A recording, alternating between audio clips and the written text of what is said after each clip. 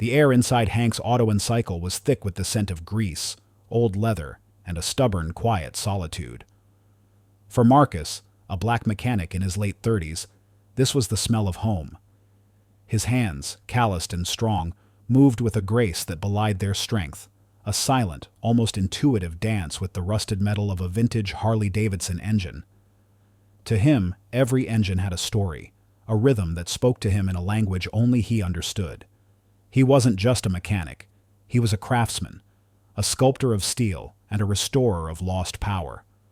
While the other mechanics in the shop, a trio of grizzled men who spoke in grunts and worked with a brusque, impersonal efficiency, saw a job, Marcus saw a challenge, a puzzle to be solved with patience and a rare, almost artistic precision. He was a man of quiet dignity in a town where that dignity was often overlooked. In this small, predominantly white Midwestern town, Marcus was, and always would be, an outsider, defined not by his formidable skills, but by the color of his skin. This reality was a subtle, constant weight he carried, a silent undertone to his existence, but he never let it touch his work. His skill was his shield, his passion his armor against the world's indifference. His world, however, was anchored not in the grime of the garage, but in the boundless affection he held for his 7-year-old daughter, Maya. She was his everything, the sun in his sky, a bright, inquisitive child with a fierce love for stories and a laugh that could make the heaviest of days feel light. Every evening, after the long, grueling hours at the shop, Marcus would come home, his work boots shedding a fine layer of dust at the door. He'd wash up, and the garage grease would disappear from his hands, replaced by the gentle scent of soap as he meticulously, lovingly, pieced together Maya's broken dolls or a rickety toy car. These acts, though small, were a powerful display of his character. He saw value in things others had discarded, found beauty in what was broken, and had the patience to restore them with a care he couldn't always find in the world outside his home. One evening, as he carefully soldered a tiny wheel back onto Maya's toy truck, she watched him, her eyes wide with a reverence that made his heart swell with pride. "You can fix anything, Daddy," she'd whispered. And for Marcus, in that moment, those words were more valuable than any paycheck.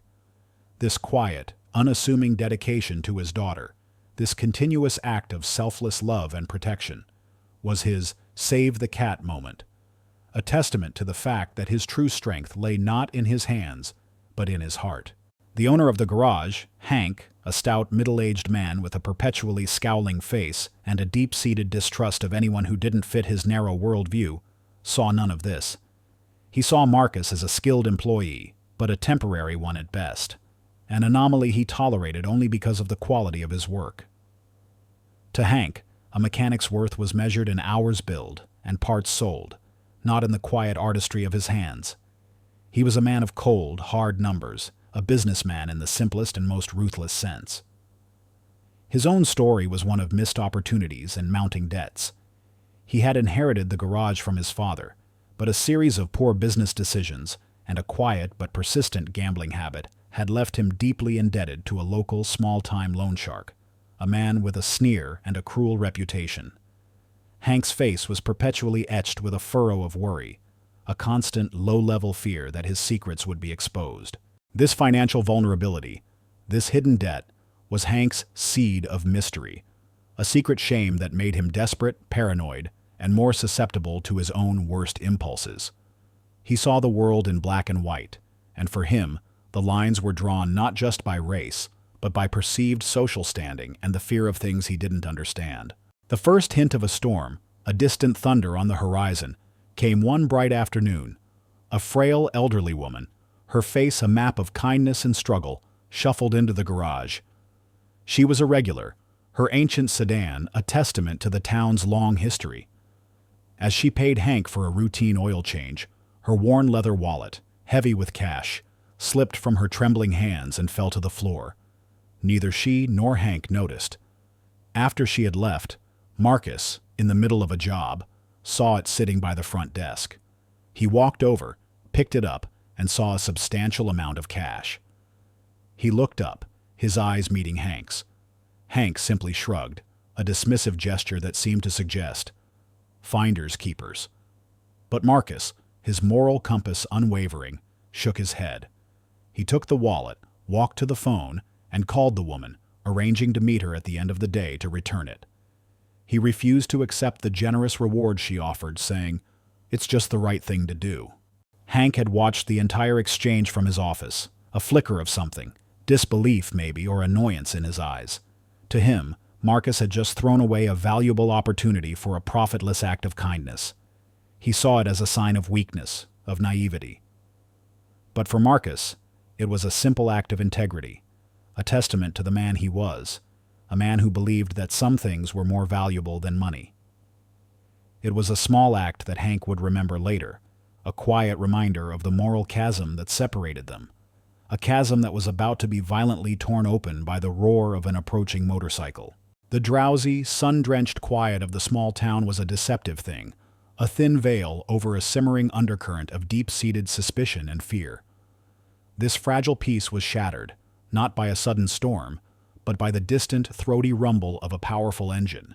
It was a sound that seemed to vibrate through the very pavement, growing louder, more insistent, until it culminated in the menacing roar of a motorcycle.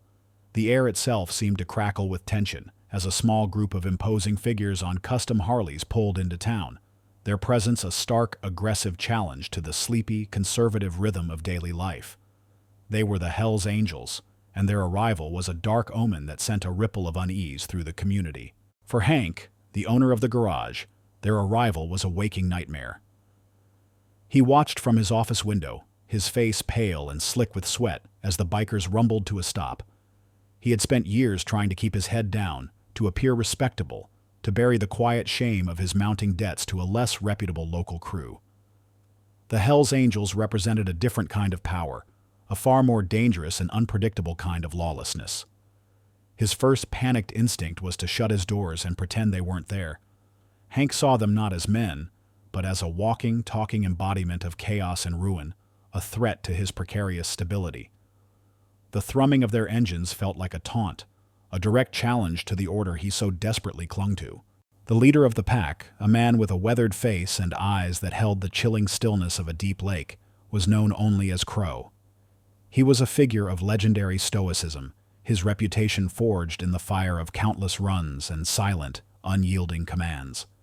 As he swung his leg over his custom-built bike, the engine let out a final, violent cough, then died with a pitiful, clattering sigh.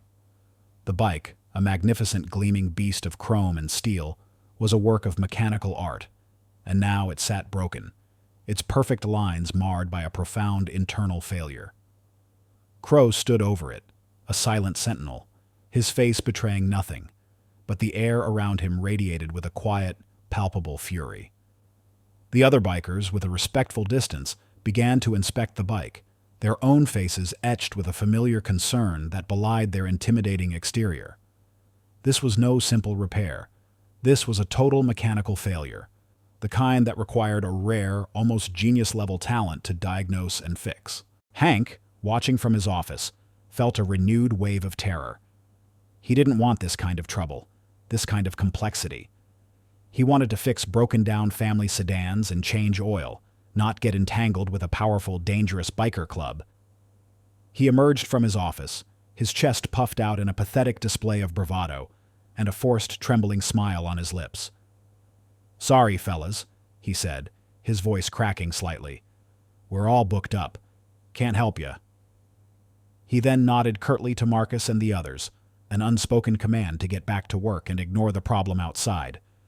He feared the Hells Angels, but he feared the idea of becoming indebted to them even more. Marcus, however, saw things differently. He stood from his workbench, a drop of oil dripping onto the concrete floor, his eyes drawn not to the intimidating men, but to the broken engine itself. He saw the rare custom parts, the intricate wiring, the challenge of it all. It wasn't just a bike, it was a testament to someone's passion, a finely tuned machine now silenced and useless. His instincts, his deep-seated love for the craft, pulled him toward it. He felt an almost magnetic pull to the broken machine, a challenge that spoke to the very core of his identity as a mechanic. He felt a flicker of defiance against Hank's cowardly dismissal. "It's just an engine, boss," he muttered under his breath, his eyes still on the bike. The tension in the garage was thick enough to cut with a knife. Marcus knew that going against Hank's wishes was a dangerous game, one that could cost him his job. But the challenge of the bike, the injustice of it sitting there, a masterpiece of engineering rendered useless, was a powerful motivator. He watched as Crow, without a word, simply pointed a gloved finger at his bike, then at Marcus. It was a silent, direct command. Crow, with the keen, animal-like intuition of a predator, had already seen something in Marcus's focused gaze that told him all he needed to know. Marcus hesitated, a war waging inside him. The logical part of his mind, the part that knew the realities of his precarious position in this town, screamed for him to back down, to listen to Hank, to stay out of it. But the other part, the part that was a true craftsman, the part that knew his own worth, pushed him forward. He couldn't refuse. Not because he was afraid of Crow, but because he was a mechanic, and a broken machine of this magnitude was an insult he couldn't ignore. He would not allow fear, or his boss's prejudice, to dictate his actions or compromise his passion. With a firm, decisive nod to Crow, Marcus walked towards the bike. He didn't speak. He simply knelt down and began to inspect the intricate custom parts, his mind already whirring with possible diagnostics. This single defiant act was his point of no return. By accepting the job, by choosing to engage with the Hells Angels against Hank's explicit orders, Marcus had irrevocably altered the course of his life. He had stepped out of the shadows of his quiet, unassuming existence and into a spotlight of both danger and opportunity. He didn't know it yet, but this decision would be the first domino to fall, setting off a chain of events that would upend his quiet life and expose the hidden, rotting core of the town's prejudices. For Hank, it was a point of no return as well. His refusal and Marcus's acceptance would set them on a collision course, a tragic unraveling of his fragile business and his own self-deluded sense of authority. The quiet before the storm was over. The engines had stopped roaring, but the real storm was just beginning. The tension inside Hank's auto and cycle was so thick, it seemed to hum in the air, a low-grade electrical charge waiting for a spark. Hank, the owner, retreated to his office, the glass wall of his tiny room a flimsy barrier against the chaos he felt brewing outside. He watched Marcus, a quiet fury building in his chest, as the young mechanic methodically began his work. Hank had given a direct order, and it had been directly defied. He saw Marcus's actions not as a display of professional integrity, but as a public act of insubordination, a challenge to his authority. To Hank's mind, the young man was a fool, willing to risk everything for a dangerous, ungrateful stranger. Marcus, however, was in a world of his own, lost in the intricate dance of a true craftsman. For him, the Hells Angels were irrelevant. The bike was the only thing that mattered. He wasn't a defiant employee, but a problem solver consumed by his craft. The bike's engine was a puzzle, a magnificent, temperamental beast that had been silenced. He spent the first few hours in a state of absolute, focused calm, his hands moving with an almost preternatural speed and precision. He didn't just look at the bike. He felt it. He listened to the subtle ticks and groans of the engine as he methodically took it apart, a profound understanding of its mechanics radiating from him. He diagnosed a rare, intricate flaw in the fuel injection system that had gone unnoticed even by seasoned custom builders. He didn't just fix the problem. He improved the bike, reinforcing the weak points, making it not just functional, but better than it had been before.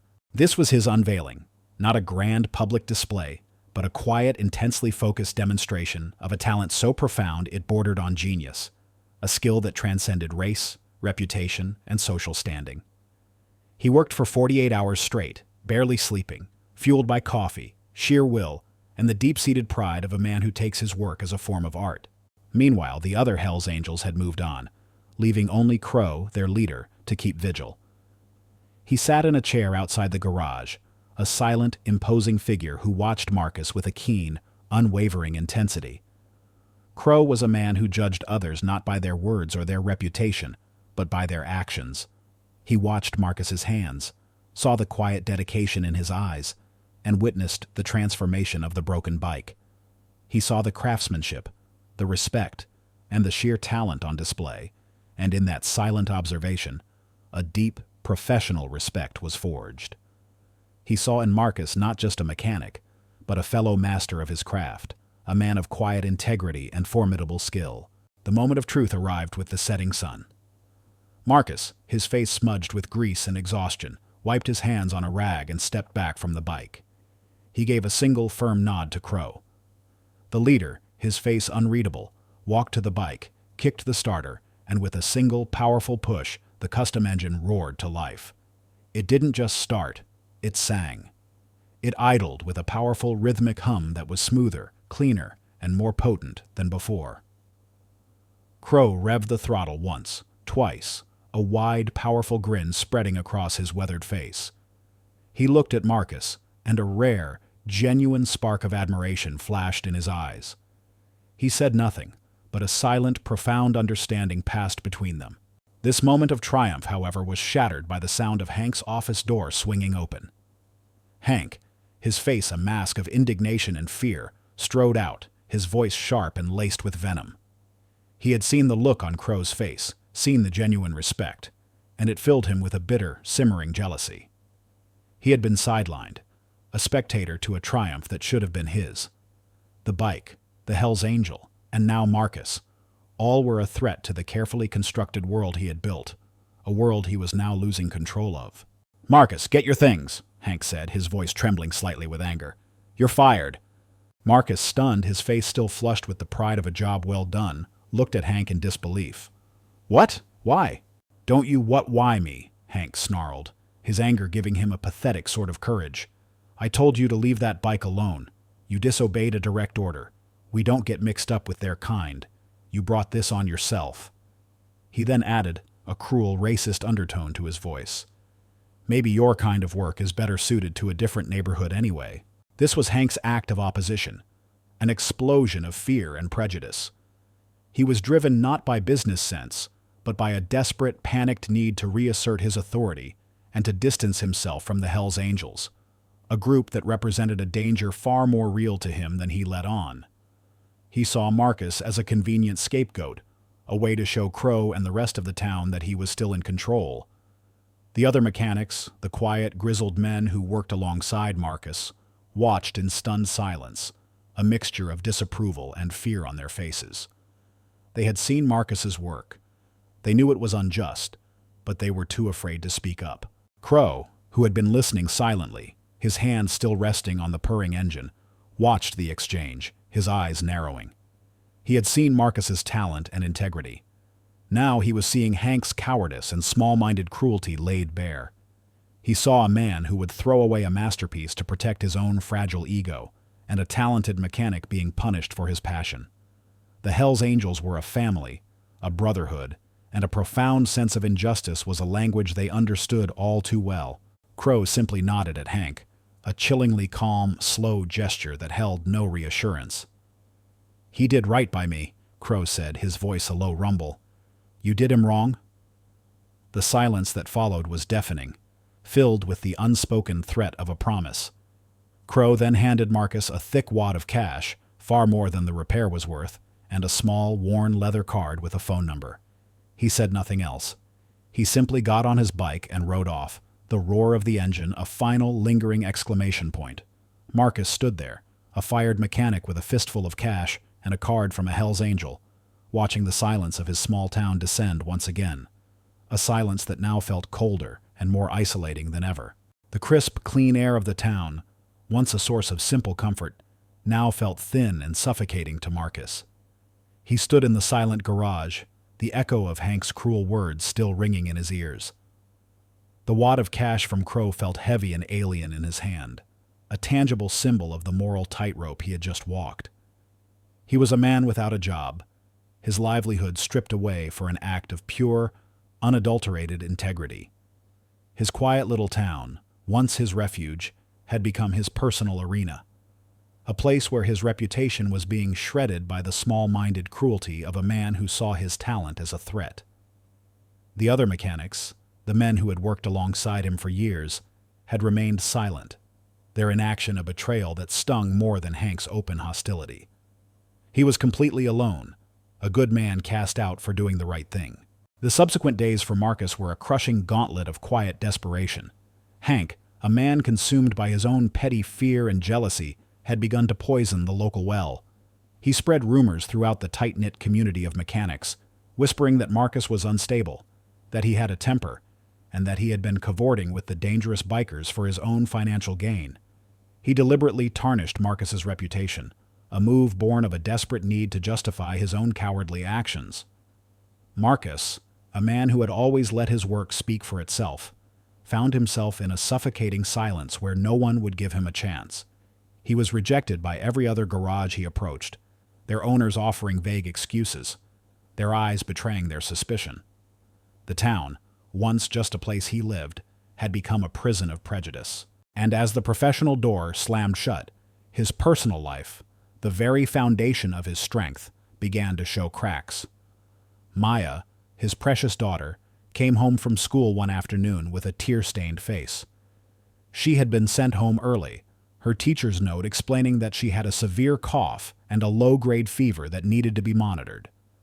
The medicine she needed, a specialized inhaler for her asthma, was a costly prescription that Marcus could no longer afford. He had a few dollars left in his pocket from a previous paycheck, a paltry sum that wouldn't cover even the copay. The fear that had always been a distant, abstract concept was now a cold, terrifying hand clutching his heart. He was at a precipice, the last of his resources gone, his daughter's health hanging in the balance. And then, just when the darkness seemed absolute, the silence of his despair was shattered by the distant, familiar rumble of an engine. Crow and the other Hells Angels were back.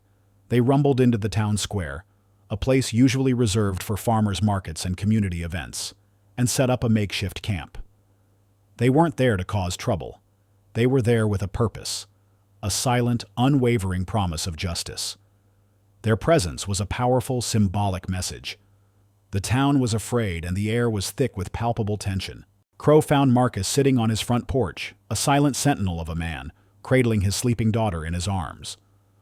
The powerful biker leader dismounted his bike, and with a quiet deference that would have shocked anyone who didn't know him, approached Marcus. "The bike. She's got a problem," Crow said, his voice a low rumble. "A new one. A tricky one. I can't trust her to no one but you." Marcus, his heart pounding in his chest, looked at Crow in confusion. He was a professional mechanic, not a charity case. He had no tools, no garage, and now no job. He was a man with nothing left to offer. "I can't," Marcus said, his voice flat with despair. "I got nothing left. No shop, no tools. I can't even get my daughter her medicine." This was Marcus's hang-by-a-single-hair moment. He was at the absolute bottom. His dignity had been stripped, his reputation destroyed, and now the health of his daughter, the very reason for his existence, was at risk. He had to decide whether to accept help from a man he should, by all accounts, be afraid of. A man who represented everything the town despised, or to cling to a pride that was now utterly useless. The choice was a stark, terrifying one. Accept the devil's bargain to save his angel, or watch both of their worlds crumble. Crow, a man who saw through facades, simply nodded, his eyes meeting Marcus's. He had already assessed the situation. He saw the desperation, the fear for Maya, and the quiet dignity that refused to beg. He simply produced a small leather pouch from his jacket, heavy with cash, and laid it on the porch railing beside Marcus. "For the little one," he said, his voice surprisingly gentle. "For her to get better. This ain't about charity. It's about a man who deserves better, and a job that needs to be done. The bike. She's waiting." He then gave Marcus the kind of small, worn leather card that he had given him before, with a different name on it and a phone number for the best pediatrician in the state. Marcus looked at the pouch, then at Crow, his mind reeling. The man who was supposed to be a monster was offering him a lifeline, an act of true compassion that stood in stark contrast to the betrayal he had just experienced. The silent, powerful challenge of the motorcycle was now a vessel for his redemption, a chance to prove his worth not just to himself, but to a town that had turned its back on him. The ultimate test was not about the bike, it was about the man. It was about Marcus rediscovering his own worth. and about the town and its silent observers, learning a difficult lesson about the true nature of integrity and the unpredictable places it could be found. The air in the town square was thick with a nervous, humid heat, the kind that precedes a summer thunderstorm. The annual community fair was in full swing, a forced celebration of local pride, but an undercurrent of tension crackled through the crowd. In one corner, Hank, his face flushed with a nervous energy, was proudly showcasing his garage's latest restorations, a desperate attempt to shore up his crumbling reputation. He boasted loudly to anyone who would listen about his business acumen and his new younger mechanics, conveniently omitting the fact that Marcus, his most skilled employee, was conspicuously absent. This was his arena, a stage upon which he hoped to reassert his authority, to erase the memory of his public humiliation. This was his chance to turn his cowardice into a narrative of strength and prudence. The crowd, a mix of curious onlookers, concerned neighbors, and skeptical local bikers, shifted and murmured. They had all heard the rumors about Marcus's firing and the strange, silent presence of the Hells Angels. There was an unspoken divide in the town, between those who believed Hank's version of events and those who suspected something darker at play. The climax arrived not with a bang, but with the quiet, authoritative rumble of a single engine. Crow and the Hells Angels rode into the square, their leather-clad presence a stark, powerful contrast to the pastel-colored festival tents. At their center, on foot, was Marcus, his face a mask of determined concentration, a mechanic's tool bag slung over his shoulder. He carried himself not as a disgraced employee, but as a man on a mission.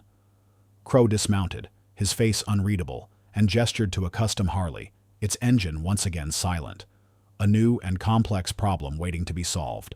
This was the final challenge, a public, high-stakes test of Marcus's skill and integrity. The crowd fell into a stunned silence.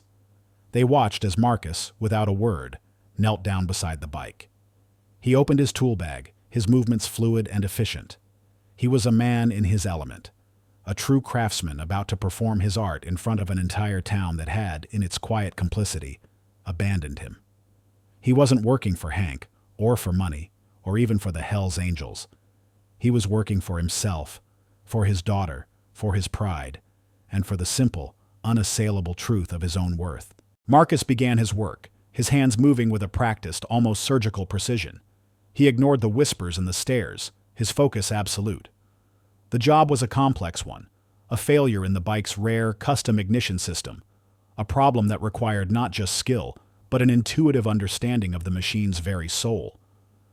He worked quickly, his face smeared with grease, his brow furrowed in concentration. The minutes ticked by, each one amplifying the tension in the square. Hank, initially scoffing, watched with growing dread as Marcus began to work a kind of mechanical magic he didn't even understand. Then came the breathless moment, the instant when all seemed lost. As Marcus was about to tighten a crucial component, a small, tiny part, an obscure custom bolt, snapped under the torque. The sound was a sharp, brittle crack that echoed in the silent square. A collective gasp rippled through the crowd. Hank smirked, a cruel, triumphant gleam in his eyes. He had been right. Marcus, in his arrogance, had failed. But Marcus, without missing a beat, looked at the broken bolt, then at the assorted junk he had been carrying in a side pocket of his tool bag, a small, seemingly useless collection of salvaged metal and scraps. With an ingenious, almost miraculous flash of inspiration, he quickly fashioned a temporary but perfectly functional replacement from a discarded piece of a soda can and a stripped electrical wire. He worked with an urgent, desperate grace, his hands moving so fast they were a blur. The crowd, watching in spellbound silence, saw a man who didn't give up, a man who, with sheer talent and will, could create a solution from nothing. With a final, decisive twist, the new piece was in place. Marcus stepped back, wiped his hands, and gave a quiet nod to Crow. The leader, his face a perfect mask of calm, walked over, kicked the starter, and with a powerful roar, the engine burst to life, a deep, guttural growl that reverberated through the square. The sound was a symphony of power and perfection, a testament to Marcus's genius. The silence was broken by the quiet applause of a single man in the crowd, a grizzled old farmer who had watched the entire process with a skeptical eye. His applause was quickly joined by another, and then another, until the entire square was filled with a powerful, thunderous ovation. The townspeople, their faces a mixture of awe and profound, unshakable guilt, had witnessed a miracle.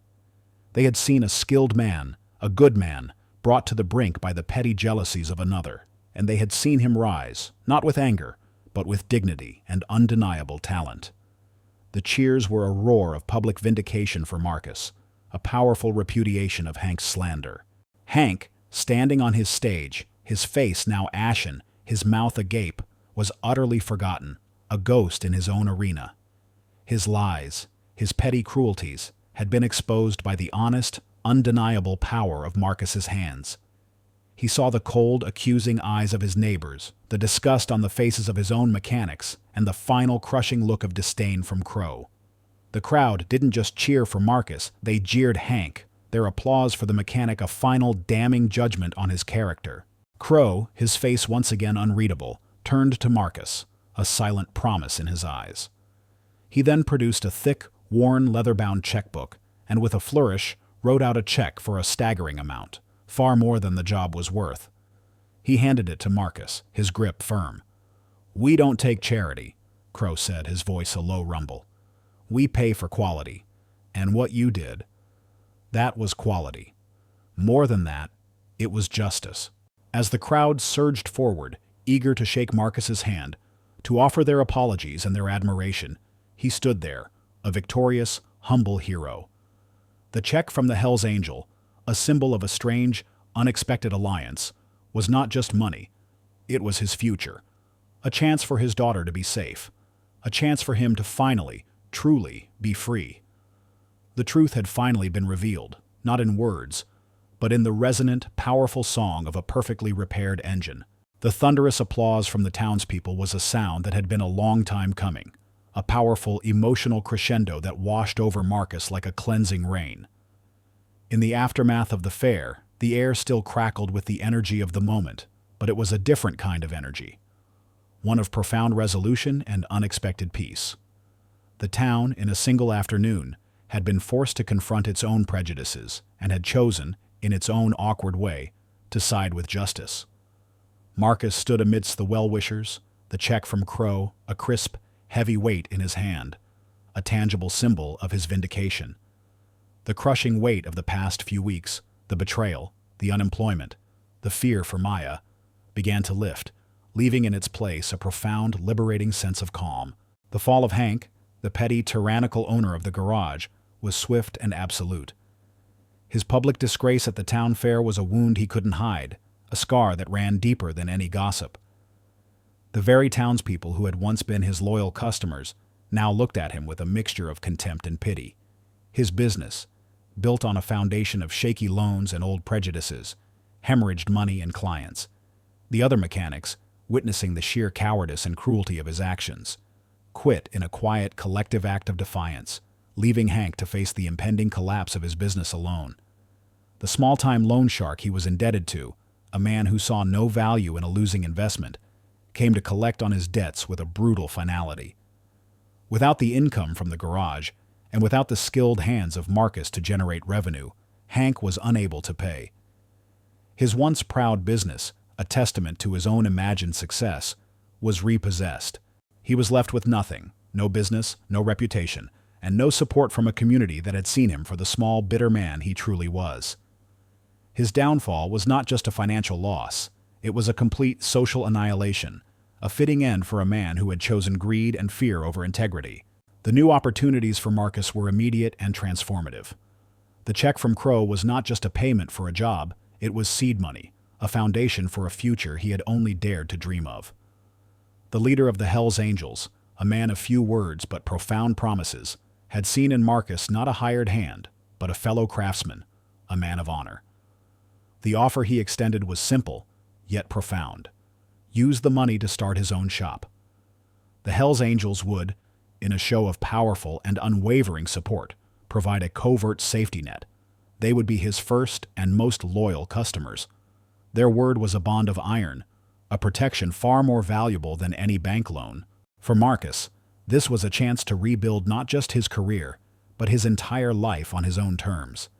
He was no longer a quiet, unassuming employee, but a man empowered, a boss who could create a new kind of environment, one built on respect, skill, and genuine camaraderie. The idea of running his own shop filled him with a powerful sense of purpose. He would build a place where talent was the only thing that mattered, a place where prejudice had no home. He found a small, neglected building on the edge of town, a forgotten shell that he knew he could transform with his skilled hands.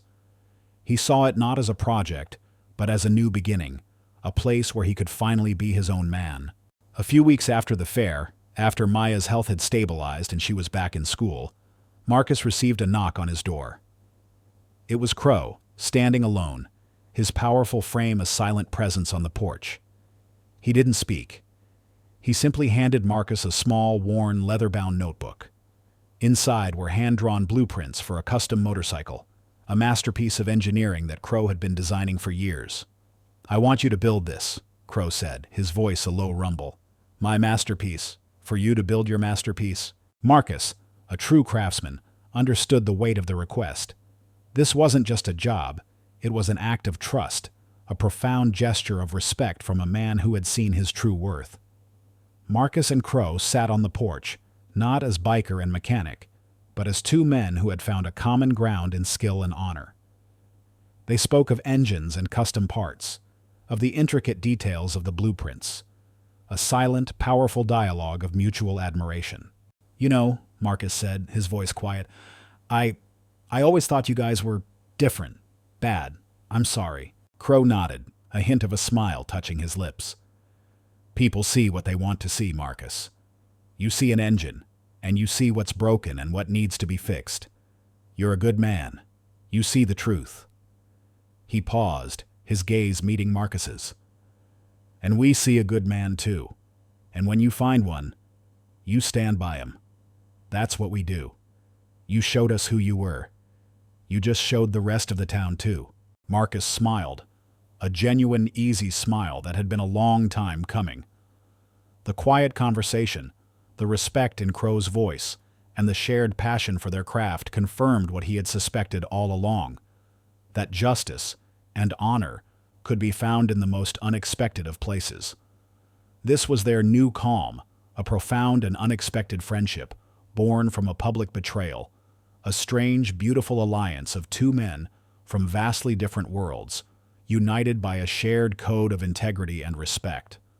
Marcus was finally free, not just from Hank's petty tyranny, but from the fear and prejudice that had once defined his quiet, hard-working life.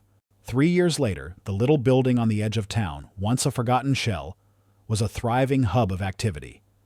A hand-painted sign crafted with a simple, elegant script read, "Marcus's Customs." The shop, now a clean, organized, and inviting space, was a testament to the power of skill, integrity, and unexpected alliances. It was a place where old prejudices had no footing, and where the only thing that mattered was the quality of the work and the passion behind it. The sound of tools clinking against metal, the low purr of finely tuned engines, and the easy camaraderie of the men and women who worked there created a symphony of success, a profound and lasting peace that had replaced the tension of the past. Marcus was no longer just a mechanic. He was a respected business owner, a mentor, and a quiet pillar of the community. His shop was a beacon of excellence, known far and wide for its meticulous craftsmanship and honest work. The custom Harley-Davidson he had built for Crow, a true masterpiece of engineering, was a work of rolling art that had put Marcus's Customs on the map. He had built it with the money Crow had given him, and it stood as a powerful, silent monument to the trust and respect that had been forged between two men from vastly different worlds. Marcus hired young, talented mechanics from diverse backgrounds, giving them a chance he had almost been denied himself. He instilled in them a code of ethics that went beyond just fixing a bike. He taught them to honor the machine, to respect the customer, and to stand by their work, no matter the cost.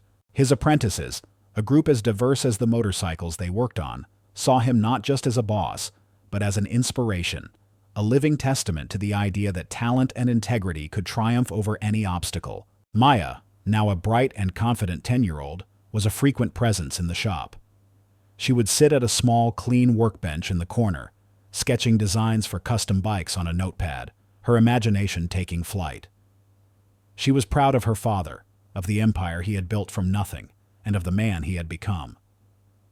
The fear and instability of her early childhood were a distant, hazy memory, replaced by the deep, unshakable security of a father who was not only a hero, but a success. She saw every day the power of her father's quiet strength, and she knew with an absolute certainty that he could fix anything. The town, once a prison of prejudice for Marcus, had now become a source of profound admiration. The same people who had once turned their backs on him now proudly brought their vehicles to his shop, praising his work and his character. The old garage owned by Hank, now an abandoned, derelict building with weeds growing through its cracked pavement, was a stark reminder of what had been lost. Its demise was not just a business failure, it was the final, total surrender of a corrupt and small-minded worldview. The town had changed, slowly but surely, its values recalibrated by the powerful story of a good man who had been wronged. The legacy of Marcus's triumph extended far beyond the town's borders. With the Hells Angels as his most loyal customers and biggest proponents, his reputation grew. He became known in the wider community for his exceptional skill and his unwavering integrity. This newfound influence became a powerful tool for good. In an act of profound paying it forward, Marcus established an annual community event, the Wrench and Ride charity, an annual motorcycle show and ride that raised money for single-parent families in need of transportation assistance. He understood firsthand that for many people, a reliable vehicle was not a luxury, but a lifeline, a crucial link between a job and a family, between stability and desperation. The event became a huge success, drawing people from all over the region, including members of the Hells Angels, whose quiet presence and generous donations were a testament to their continued, unwavering support for the man who had done right by them. The climax of every event was a final, symbolic auction. Marcus would unveil a beautifully restored motorcycle, one he had worked on for months, and all proceeds would go directly to the families. This simple, powerful act of charity became his personal mission, his way of ensuring that no one else in his community had to face the same silent, terrifying struggle that he and Maya had once endured. The final symbolic image of the story came one warm summer afternoon. Marcus stood outside his bustling shop, his face bathed in the golden afternoon light, a contented smile on his lips. Beside him was Maya, now taller and more confident, her hand tucked into his. In the shop's vast bay, a gleaming, custom-built motorcycle was being carefully detailed for a customer.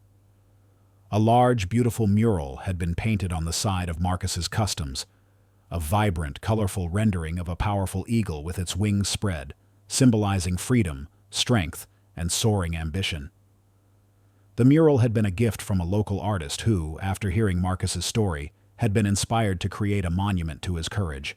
A Hells Angel, a younger, less fearsome member of the crew, pulled up on a well-maintained custom bike. He dismounted, and with a respectful nod to Marcus, handed him a small sealed envelope. Inside was a list of new clients and a note from Crow. It was not a command, but a gesture of respect, a silent testament to an unbreakable brotherhood that transcended race, reputation, and the narrow-mindedness of the world. Marcus smiled, a deep, satisfied smile that reached his eyes. He had found his place, not by conforming, but by remaining true to himself. He had been given a second spring, a chance to not only rebuild his life, but to help others find theirs. He had proven, unequivocally, that justice could emerge from betrayal, that courage could triumph over prejudice, and that the greatest heroes were often the ones who simply refused to be anything but true to their craft, their hearts, and their unshakable moral code. If this story stirred your heart, if it reminds you that courage can alter destinies and that light always finds a path even in the deepest darkness, please leave a comment. Share this story with those who need inspiration. Like, subscribe, and hit the bell to never miss our upcoming narratives that delve into the profound human spirit and the power of unseen heroes. Thank you for joining us on this journey.